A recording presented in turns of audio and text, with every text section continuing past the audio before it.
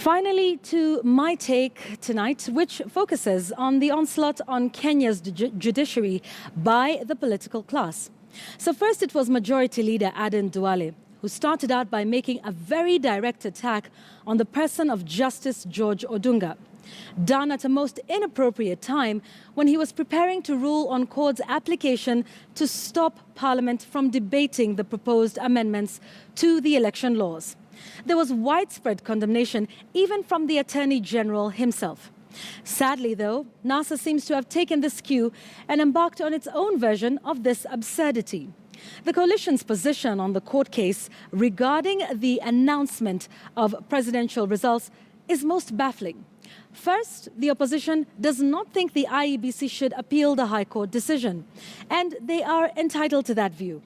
But to threaten the Commission over this matter is to deny the electoral body its fundamental right, which is enshrined in the Constitution.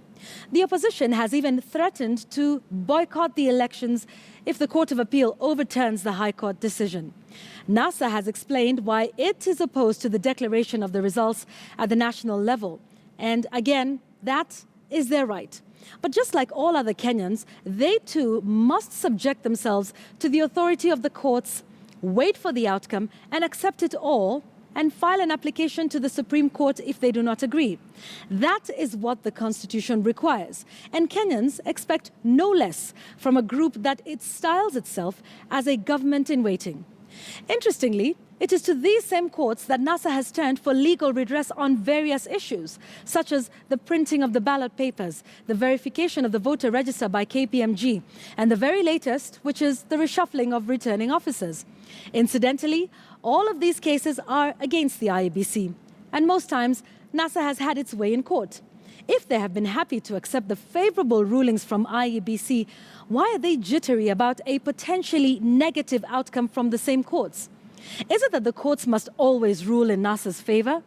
These threats against a legitimate body set up by the Constitution are out of step with NASA's refrain that they are the progressive supporters of that same Constitution and democracy in this country.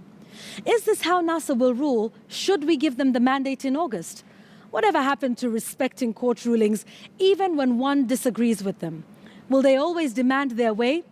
This is a trend that has been the norm from both sides of the political divide. It is wrong, and it must stop.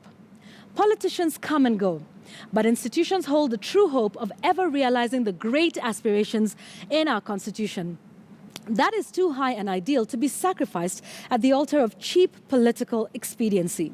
As a matter of fact, ladies and gentlemen, the country would be just fine without NASA and Jubilee. But to contemplate a country without a judiciary, and an independent one at that, is a scary prospect indeed. And that is my take.